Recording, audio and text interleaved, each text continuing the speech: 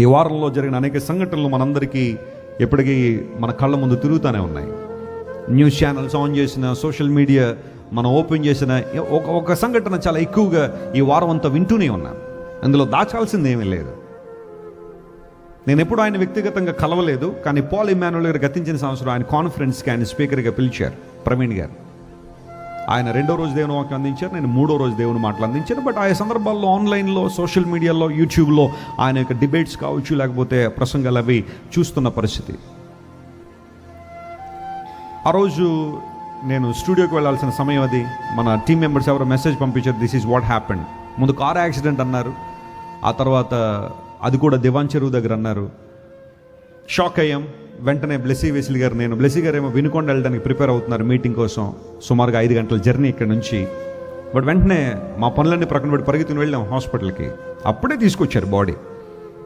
చూసిన తర్వాత చాలా బాధ అనిపించింది. వెంటనే బ్లెస్సీ గారు వారి వైఫ్కి ఫోన్ చేసి, జెసికా గారికి ఫోన్ చేసి మాట్లాడారు, పరిస్థితి అంతా ఇలా ఉందని. అక్కడ నుంచి మెల్లమెల్లగా కొంతమంది రావడం ప్రారంభించారు. Is well known speaker to every one. ఆ తర్వాత జరిగిన పరిస్థితులను మీకు తెలుసు. అది యాక్సిడెంట్ అని కొంతమంది, లేదు మర్డర్ అని కొంతమంది, ఇలాంటివన్నీ రకరకాల పరిస్థితులన్నీ వచ్చాయి. ఏదేమన్నప్పటికీ కూడా మన చర్చ్లో కొంతమంది పోలీస్ డిపార్ట్మెంట్ ఉన్నారు, ఫోన్ చేశాను, అప్పటికే పోలీసులు కొంతమంది వచ్చారు. అయ్యా మరి మాకైతే అనుమానాలు ఉన్నాయి, ఏం జరిగిందో తెలియదు, కానీ మీరు ట్రాన్స్పరెంట్గా ఇన్వెస్టిగేషన్ చేయండి అని వారు రిక్వెస్ట్ చేయడం జరిగింది. ఆ తర్వాత ఇంకా చాలామంది వచ్చారు, మీడియా వాళ్ళు వచ్చారు, ఇంకా జరిగిందంతా మీకు తెలుసు. అయితే ఆ రోజు పోస్ట్ మార్టం నిర్వహించిన తర్వాత బాడీని హైదరాబాద్ తీసుకెళ్ళిన తర్వాత మరుసటి రోజు అక్కడ చర్చ్లో అందరికి అందుబాటులో ఉంచిన తర్వాత something very impressive happened they. ఆయన వైఫ్ రావడం, జెసికా గారు వచ్చి ఆమె ఒక మాట, we don't want revenge, we don't want to take revenge on anybody. అక్కడ పరిస్థితి ఏంటో మనకు కూడా తెలియదు, ఏం జరిగిందో అర్థం కాదు, కానీ ఎందుకు ఆమె పరిశుద్ధాత్మ ప్రేరేపణతో బహుశా మాట్లాడి ఉన్నారని నేను అనుకుంటున్నాను. ప్రతీకారం అనేది మన దగ్గర లేదు, క్షమిద్దాం, తప్పనిసరి క్షమిద్దాం. Let us preach the kingdom of God. ఆ 2 మాటలు చెప్పాము, అక్కడి నుంచి వెళ్ళిపోయారు. And then many of you know, చాలా సంవత్సరాల క్రితం గ్రాహం స్టెయిన్స్ గారు చనిపోయినప్పుడు ఆయన భార్య గ్లాడిస్ గారు చెప్పిన మాటలు, ఏం మాటలు అటాచ్ చేసి ఆ వీడియోని సర్క్యులేట్ చేశారు. చట్టం తన పని తను చేసుకెళ్ళిపోదు ఖచ్చితంగా. ఒకవేళ ఆ విషయంలో అది అందరూ అనుకున్నట్టుగా ప్లాన్ మర్డర్ అని చాలామంది భావిస్తున్నారు. ఎన్నో స్పెక్యులేషన్స్ ఉన్నాయి, ఎన్నో రకాలైన పరిస్థితులు, అనుమానాలు ఎప్పటికీ ఉన్నాయి. నిన్న కూడా పోలీసు వారు ప్రెస్ మీట్ పెట్టినప్పటికీ సాటిస్ఫాక్టరీగా లేదని చాలామంది అంటూ ఉన్నారు. ఏం జరిగిందో కొన్ని రోజుల్లో బయటికి ఖచ్చితంగా రావాలి, వస్తుంది కూడా. అయితే ఈ లోపల ఆమె దేవుని ప్రేమను ప్రకటించాలా, ప్రపంచం అంతా చూస్తుంది, ఆమె ఏం మాట్లాడుతుందా, ఆమె ఏం చెబుతుందని ఆలోచన చేస్తుంటే she was talking about God's forgiveness and God's love.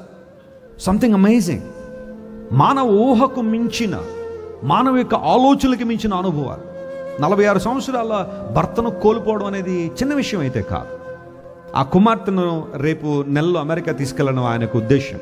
Intermediate చదువుకుంది, అక్కడ నుంచి ఫర్దర్ స్టడీస్కి అమెరికాలో తీసుకెళ్లాలని ఆలోచన. కానీ అన్ని ప్లాన్స్ అన్ని షాటర్ అయిపోయినప్పుడు, భవిష్యత్ అంత అంధకారం అయినప్పుడు, ఆ సమయంలో మాట్లాడడానికి ఎవరు సాహసించరేమో, కానీ she spoke very well and presented Christ to the world. బాధ లేదని అంటలేదు, హృదయంలో వేదన ఉండదని అంటలా, ఎందుకు ఇలా జరిగిందనే ప్రశ్నలు ఉండక కాదు.